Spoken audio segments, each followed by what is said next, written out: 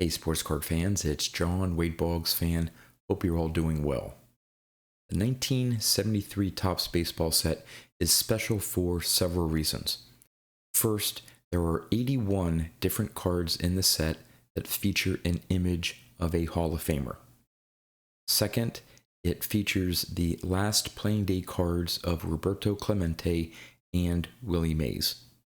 And third, it has some pretty big rookie cards. You have Goose Gossage, Dwight Evans, who, while not a Hall of Famer, in my opinion, should be in the Hall of Fame.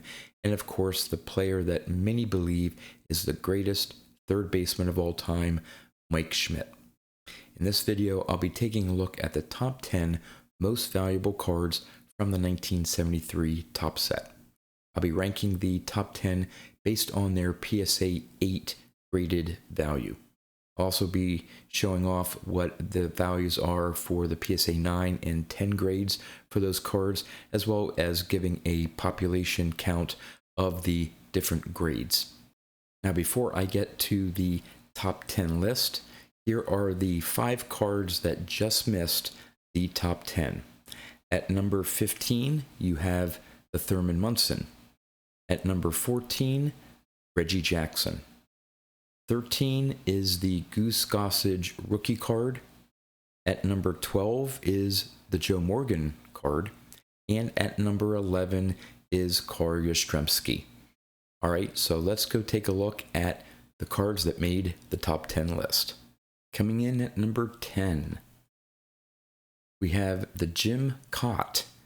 Now, this probably made the top 10 list just because of the low pop count, and a lot of collectors out there are looking to complete a player run for Jim Kaat since he just got elected to the Hall of Fame. In a PSA 8, there are only 106 copies graded. They sell for around $179. There are only 55 PSA 9s. They go for around $400, and there are only 5 PSA 10s. The last one sold for $630 back in July of 2021 through Heritage Auction. At number 9, you have the Pete Rose. In a PSA 8, there are 842 graded copies. They sell for just over $200. In a PSA 9, there are 150 graded copies. They sell for just over $1,300.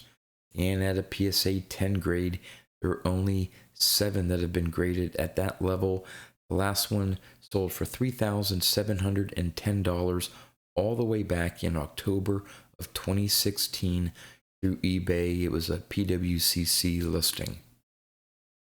At number 8, we have the Johnny Bench. Great image there, action shot of Johnny Bench catching the ball going into the dugout. In a PSA 8, there are 588 graded copies. They sell for around $228. In a PSA 9, there are only 84 copies. They sell for around $1,420. There are only 3 PSA 10s. The last one sold in January of this year for $27,631, and that was a memory lane auction. At number 7, we have the Dwight Evans rookie card. In a PSA 8, there are 385 graded copies. They sell for around $229. There are 83 PSA 9s. They sell for just under $900. There have been only 8 graded PSA 10. The last one sold for $3,945 back in March of 2021 through an eBay listing. At number 6, you have the Hank Aaron. There are a little over 1,000 graded copies in a PSA 8. They sell for just under $300. There are 216 PSA 9s. They sell for around $1,454. There have been 8 graded a PSA 10. The last one sold for $41,477 back in December of 2022 through Leland's auctions, and at a PSA 10 level, that would place the Hank Aaron at number 5 on the top 10 list. All right, at number 5 for the PSA 8 graded level, we have the Roberto Clemente, his last playing day card. There have been 1,532 graded at a PSA 8 level. They sell for around $368. In a PSA 9, there are 228 copies. They sell for around $1,655, which would also put this card in at number 5 on the top 10 list for PSA 9 grades. There are only 8 PSA 10s.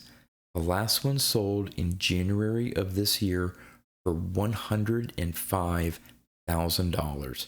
That would put the Roberto Clemente in the PSA 10 grade at number 2 on the top 10 list.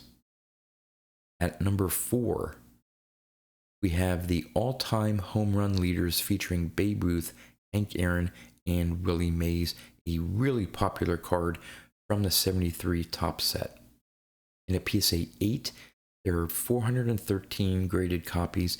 They sell for just over $400. In a PSA 9, there are only 55 copies. They sell for around $3,120, placing this card at the number 3 spot for PSA 9 graded copies. There has been only one that has been graded a PSA 10. That one sold back in August of 2015 for $9,560, and that was through a heritage auction. So who knows what that card could command if that one PSA 10 should ever come up for sale again. All right, we're up to the top 3 from the 73 top set. At number 3, we have the last Willie Mays card. Now, there are 831 graded at the PSA 8 level. They sell for around $416. In a PSA 9, there are 151 graded copies.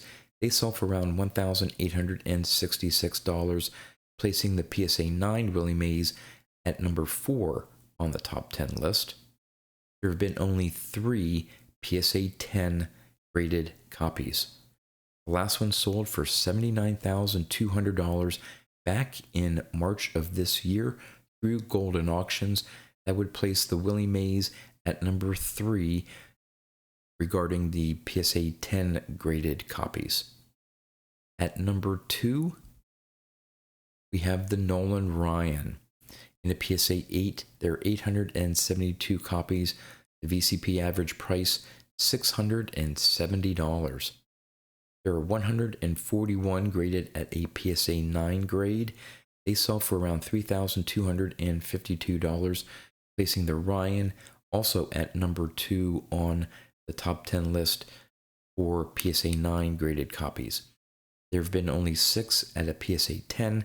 The last one sold for $70,961 back in October of 2021 through Memory Lane, placing the PSA 10 Ryan at number 4 on the list. All right, I think you pretty well figured out which card is going to rank at the number 1 spot, and it is, yes, the Mike Schmidt rookie card. There have been 1,571 copies graded a PSA 8. The average price for a PSA 8 is $1,074. In a PSA 9, there are 251 copies. They sell for around $5,899, placing the Schmidt in the PSA 9 at the number 1 spot as well. And check this out. There have been 6 PSA 10 graded copies. The last one sold in February of 2021. I know back in the height of the market there through Heritage Auction, but that's the last copy sold for $234,000. So there you have it, the top 10 most valuable cards from the 1973 top set. We'd love to know in the comments what you think about the cards that made the top 10 list, and if you were surprised at any of the rankings of those cards within the top 10. With that, that's all I have for you. So until next time, thanks for watching.